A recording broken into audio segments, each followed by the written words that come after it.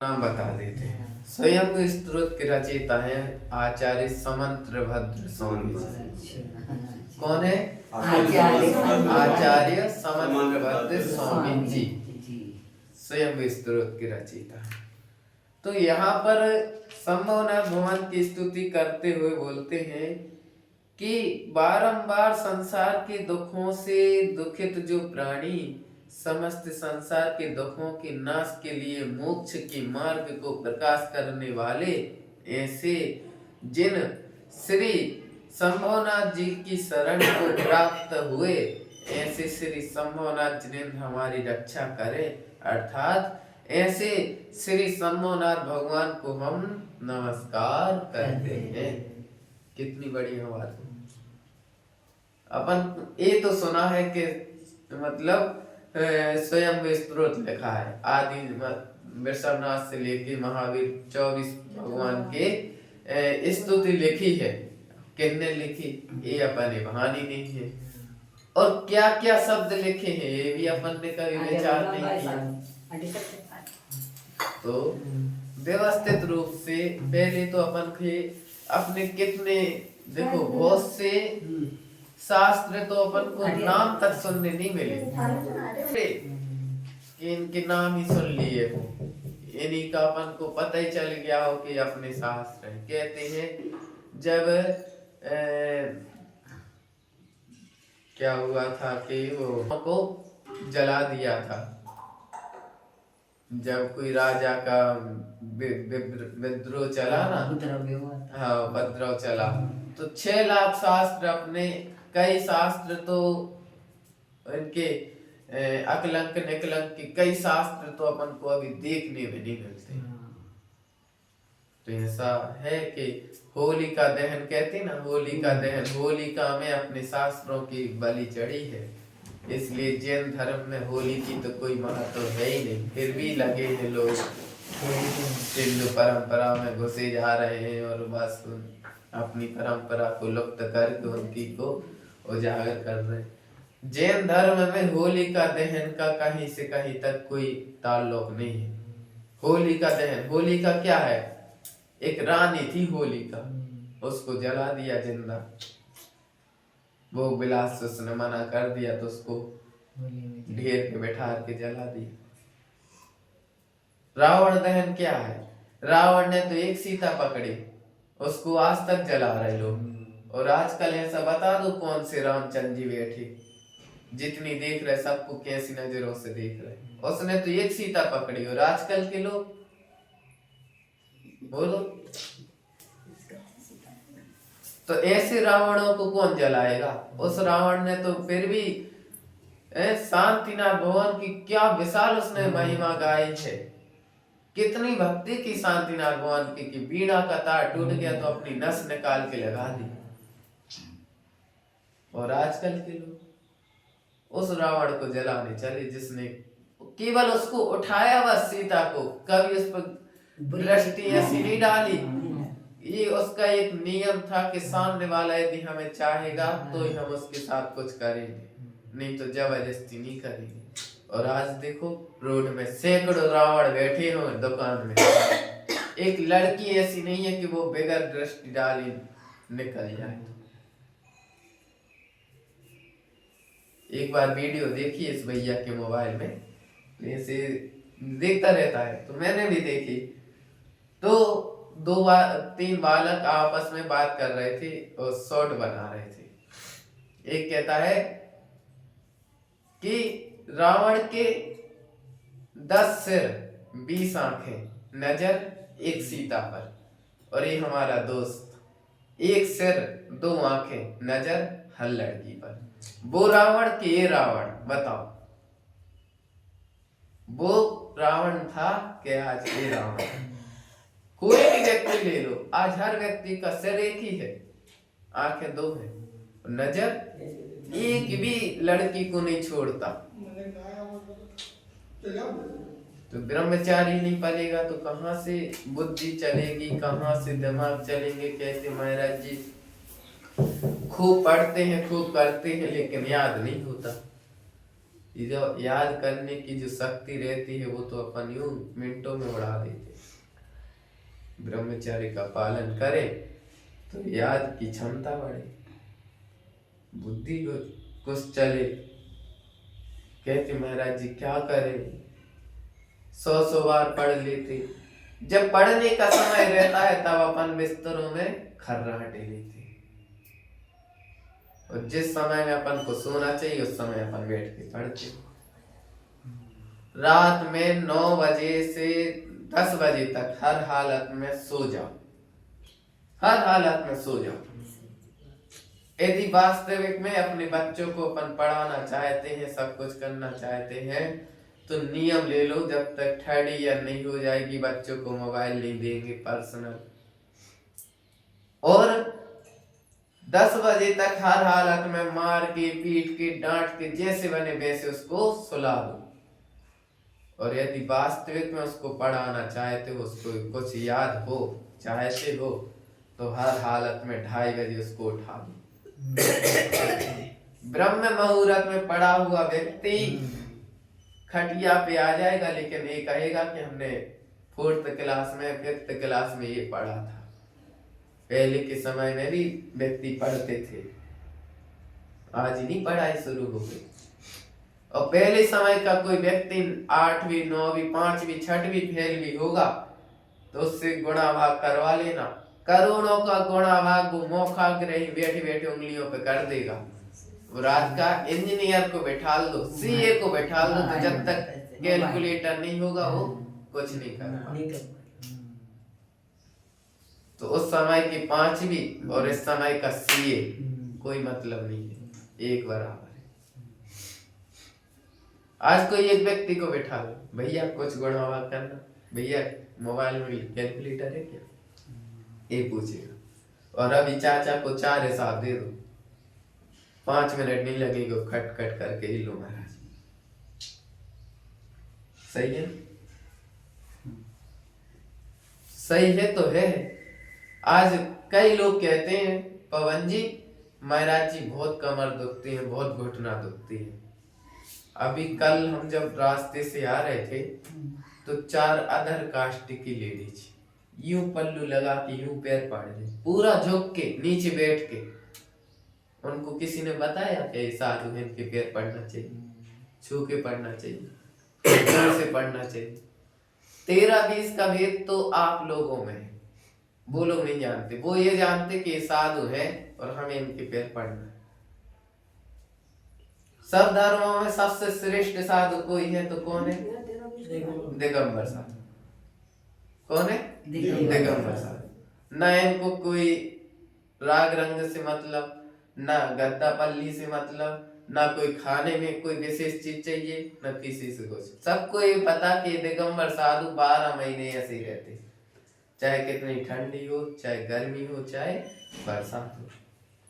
आजकल इस मोबाइल के कारण पूरे संसार में जैन धर्म की प्रभावना भी हो रही है, और थोड़ा कुछ हो जाता तो अब प्रभावना और जल्दी हो जाती। प्रभावना होने में तो कम से कम 24 घंटे लग सकते हैं, लेकिन अप्रभावना होने में 5 मिनट नहीं लगता, 2 मिनट ही लगेगा। हाँ, फट से वीडियो बनी हो, फट से बाहर सब देख लो कि भाई ऐसा।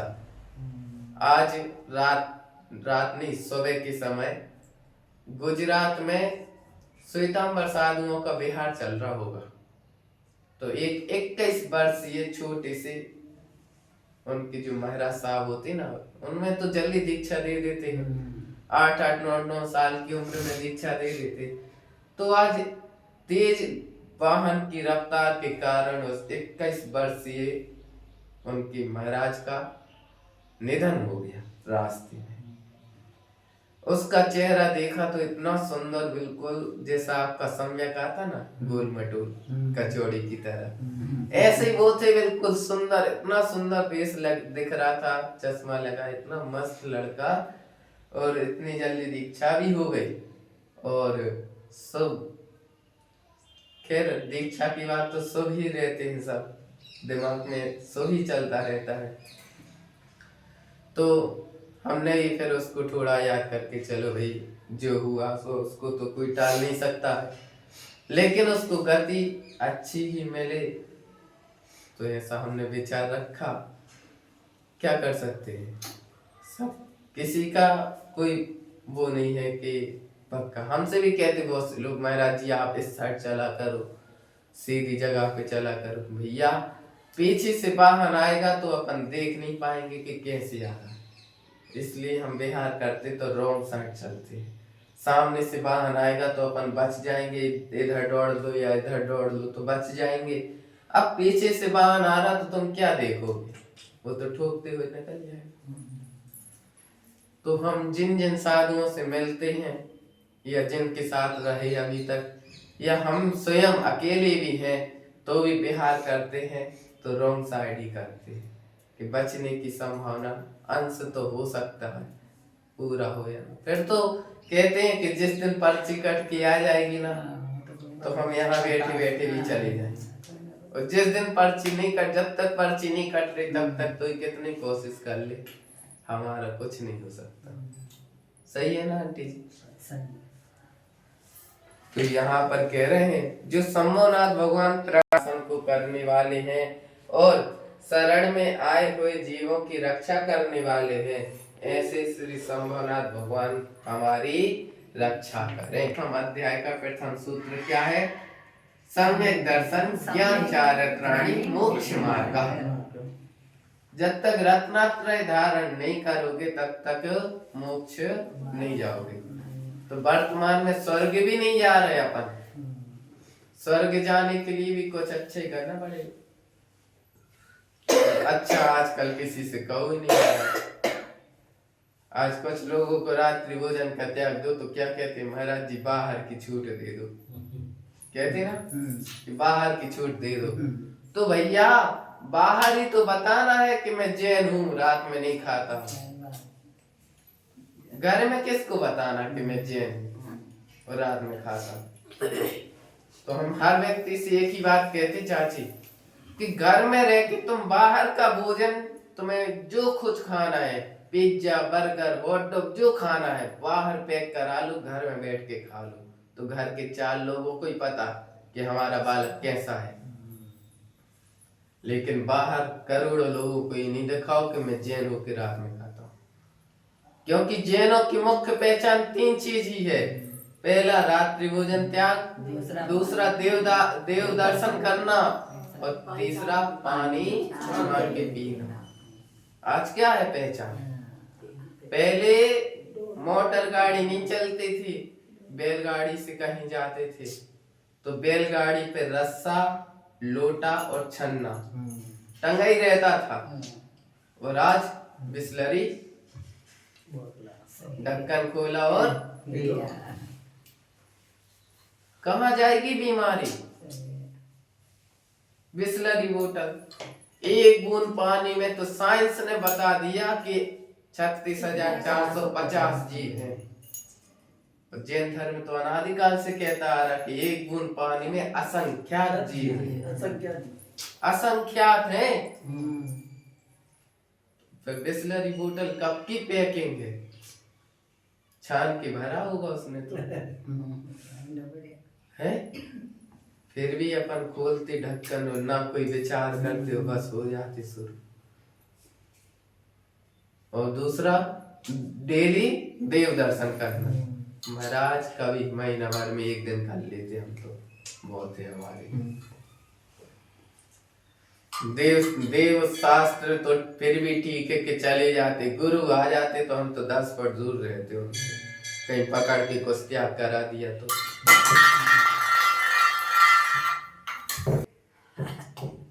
ऐसे कोई त्याग नहीं कराते। कराने वाले कराते हैं, लेकिन अपन तो भैया बहुत दूर से, दूर के ढोल सुहाने रखते। तुम सामने से आ जाओ कि महाराज जी हमें कोई चीज त्याग करनी है तो भी कह देते कि भैया पहले 1 महीना अभ्यास रूप में त्याग करो, उसके बाद पक्की से त्याग करना। कई बार लोग कहते हैं महाराज जी हम आलू का त्याग कर रहे, तो होटल पे तो जाएंगे, आलू का त्याग है लेकिन कचौड़ी खा लेंगे। तो भैया मुख्य रूप से त्याग बाद में करना, पहले लगार का त्याग करना। लगार मतलब उसी तेल में तो आलू का समोसा निकला, उसी में कचौड़ी निकली, उसी में टिकिया निकली, उसी में सब निकला। कि तुम्हारे जैन साहब के लिए वो तेल बदल बदल के डालेगा क्या? और एक तेल कितना महीनों महीनों चलता है, कैसा काला पड़ जाता तेल, फिर भी चल रहा है। तो भैया मुख्य रूप में जब त्याग करो तो करना पहले तो अंश का त्याग करना, कि उसकी लगा जहां होगी उसका पहले त्याग। कई बार ऐसे भी हमने श्रावक देखे कि आलू का त्याग है तो उन्होंने ऊपर की पपटी पपटी खा लिया, आलू छोड़ दिया। समोसा की साइड साइड का समोसा खा लिया, आलू छोड़ दिया कि आलू का त्याग है, आलू नहीं खाना। तो ऐसी मायाचारी करने से अच्छा कि तुम खा लो, लेकिन मायाचारी मत करो। मायाचारी का फल क्या है? क्या बनना फिर? उसी आलू में सर्प बन के बैठोगे, कीड़े बन के बैठो। एक बार एक हॉस्पिटल में हम कभी गए ऐसे, उस समय हम थोड़ी पथरी का प्रॉब्लम था तो अल्ट्रासाउंड कराने गए थे। तो वहीं पर एक दादाजी थे, जैन समाज के ही थे, और आईसीयू में थे। कोई भरोसा नहीं था कितनी देर के। तो उनके परिवारजन, महाराज जी आप यहाँ तक आए हो तो हमारे उधर भी चलो, दादाजी हैं आईसीयू में। ठीक है भैया, जीव का पुण्य है तो आप लोग हमें निवेदन को आ गए तो हम चलते हैं, कोई दिक्कत नहीं। गए, थोड़ा बहुत उनको संबोधन किया, फिर हमने पूछा दादाजी आपकी इच्छा क्या है? इच्छा तो बताओ। कि महाराज जी समोसा खाना है। अब उनको इतना तो भान नहीं है कि हम कितनी देर के बचे हैं, और क्या कह रहे? समोसा खाना। ठीक है भाई, अच्छा एक काम करो, आपका समोसा बनाने के लिए बहू घर पे गई है, काय का केला के खाओगे कि बटरे का? कि नहीं हम तो आलू का खाएंगे। क्या खाएंगे? आलू का समोसा खाएंगे। ठीक है भाई, आज बाजार से लेने गए, यहाँ से बाजार 10 किलोमीटर दूर है, तो 2 घंटे तो लगेंगे लेके आने में। बनेगा गरम गरम खिलाएंगे, जब खिलाए रहे तो अच्छा देंगे, तुम्हें चटनी भी देंगे। तो हमने फिर उनको ऐसा थोड़ा सा तसल्ली रखी दिमाग में। हमने कहा अच्छा दादाजी एक काम कर लो, कि जब तक आपके हाथ में समोसा नहीं आ रहा है तब तक 4 प्रकार के आहार का त्याग कर दो, और सब पूरे जमीन जायदाद धन पैसा आदि मकान लड़का बच्ची बीवी सबका त्याग कर दो, इतना कि जिस पलंग पे डले हो उसका भी त्याग कर दो। तो जैसे उन्होंने सब चीज का त्याग किया, और 5 मिनट हमने नमा सिद्ध दिव्या सुनाया, और 6वें मिनट में दादा चले गए। अब तुम जिस गति में गए सो उधर समोसा खाते रहे, यहाँ से तो चले गए। और नियम से उनकी इच्छा जो थी तो वहां पहुंचे होंगे वो, क्योंकि गति बंद बिल्कुल 3 समय में होता है। अपनी आयु के 3 समय में गति बंद होता है। जैसे आपकी आयु 90 वर्ष है, तो 90 के 3 भाग करो, 33। तो पहला 33 में होगा। 33 में यदि बाई चांस आप बच गए गति बंद होने से, तो दूसरा 33 दूनी 66 में होगा। तो 66 में नहीं होगा, तो फिर अंतिम 90 के होते होते तक आपके जैसे भाव होंगे उस गति में आप स्वतः पहुंच जाओगे। आचार्य श्रीकार बोलते ना, भावों की निर्मल सरिता में अवगाहन करने। तो जिस हिसाब के अपने भाव रहेंगे उस हिसाब से गति स्वयं बन जाएगी। सुसाइड का भाव आया तो 100% कहाँ जाना है? कल कल भूमि में, नरक से भी नीचे। सुसाइड कोई भी सुसाइड कर लो, चाहे पंखा से लटको, खुद ट्रेन के आगे चले जाओ, पानी में कूद जाओ, तो सुसाइड। अकाल होता है, अपन नहीं चाह रहे और सामने वाले ने आके मार दिया और अपन ने पट गए, जैसे आज उस साधु का हुआ, अकाल मौत हुआ। तो उसमें व्यक्ति को दोष नहीं है, लेकिन गया है अल्प आयु पूरी करके नहीं गया, बीच में ही चला गया है, तो उसको दोष तो लगेगा, लेकिन उसको सुसाइड का दोष नहीं लगेगा, दोष तो लगता है। तो जितनी अपनी आयु है अच्छी आराम से पूरी भोग के जाओ, ए भाव ना से जी के जाओ कि भगवान पारसनाथ का उपसर्ग तो 10 भाव तक चला, हमारे कर्मों में जितना जो कुछ है सो सब इसी में कट जाए, अगले में हमें इतने दुख ना मिले, अगले में हमें अच्छी काया मिले और अच्छा कुल मिले, पुरुष पर्याय मिले कि मैं रत्नत्रय को धारण करके अपने जन्म मरण का भेद मिटा सकूं। सही है ना? नहीं है? बिल्कुल सही है। तो कब आएगा भान, कब होश आएगा, कब तक बेहोशी की हालत में अपन पड़े रहेंगे?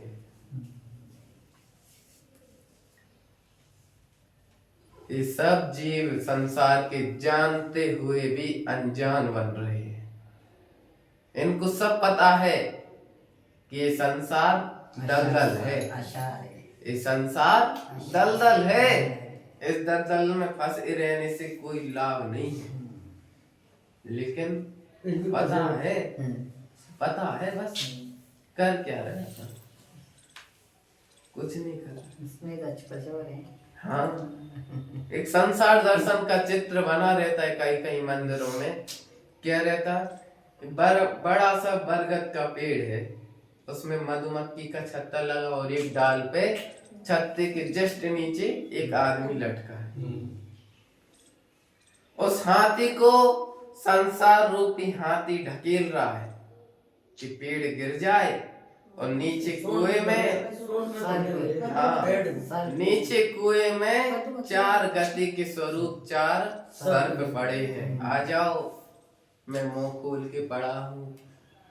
और उस डाली को 2 चूहे दिन और रात के प्रतीक, एक सफेद और एक काला चूहा उसको काट रहा है, और मधुमक्खी का छत्ते से शहद टपक रहा उसके होंठ पे, और बाजू में एक देव खड़ा है विमान लेके कि भाई हाथ दे दे मैं तुम्हें खींच लूं। क्या कह रहा?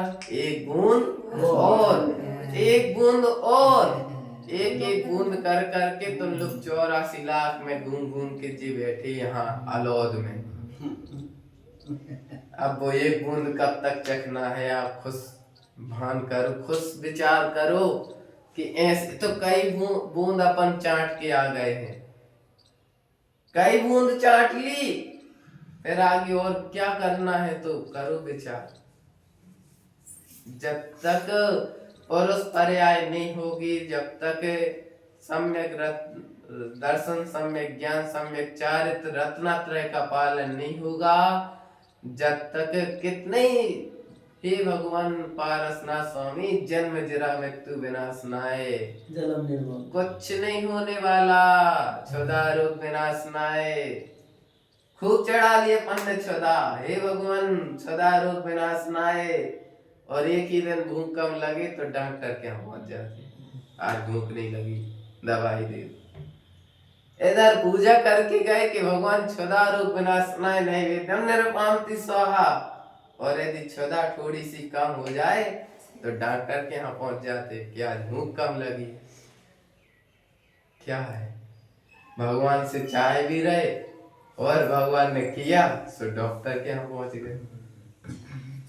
वैद्यों से पूछने लगे कि भूख कम लगती है तो बढ़ाने का उपाय बताओ, वैद्य क्या बताएगा कि पूजा करना छोड़ दो। आप ही तो कहते हो मोहांध कर विनाशनाय, और मोह इतना है कि वो विनाश हो ही नहीं रहा। बिगर कुछ किए कुछ नहीं होता, करना पड़ता है। हमारा मोह नहीं था क्या है? और इतने साधु महाराज जी आते, इनको क्या किसी से मोह नहीं था? फिर भी छोड़ के आए कि नहीं? एक बच्चा मिला भी उसमें पेंच की बावड़ी में। महाराज जी, आपको अपने माता पिता की कभी याद नहीं आती? हमने कहा क्या करना याद करके, उधर तो एक माता पिता छोड़े, यहाँ तो इतने सारे बैठे। आप पिता जैसे नहीं हो, आप माँ नहीं हो हमारी। बताओ, जब चौके में आप लोग हमें आहार देते हो तो क्या करते? ले लो ना महाराज जी, साधना में काम आएगी, ले लो ना महाराज जी, और लो। मीठा नहीं खाओगे दिमाग कैसे चलेगा? है कहते ना ऐसा, प्यार से पुचकार के देते ना कि नहीं देते? तो देना चाहिए। आचार्य श्री कहते थे कि 24 घंटे में से 23 घंटे तो साधु के हैं। 1 घंटा साधु आपके सामने बालक के समान है। आप बालक को जैसे खिलाते हो, श्रद्धा, भक्ति, ना श्रावक, श्रद्धावान, विवेकवान और क्रियावान। विवेक से अपने बच्चे को देते ना कि इस मौसम में कौन सी चीज अच्छी रुचिकर होगी, कौन सी चीज हानिकारक होगी। तो ऐसे श्रावक को साधु के साथ करना चाहिए कि अब गर्मी और ठंड दोनों मौसम चल रहे हैं, तो दोनों में कौन सी तासीर का भोजन अच्छा रहेगा, कैसे अच्छा रहे, क्या होगा अच्छा, तो ऐसे देना चाहिए व्यवस्थित रूप से कि 24 घंटे में एक बार लेना है, तो कहीं ना कहीं कोई चीज ओवर ना कर जाए, लूज मोशन ना हो जाए, स्वास्थ्य बिगड़ ना जाए कि जिससे साधना में बाधा हो। तो ऐसा श्रावक, श्रद्धावान, विवेकवान का क्रियावान। तो ध्यान रखते हुए आपका समय हो गया है, तो अपन कल फिर चर्चा करेंगे। पर्याय रही तो जय बोले परम पूज्य आचार्य भगवान श्री विद्यासागर जी महाराज की की जय।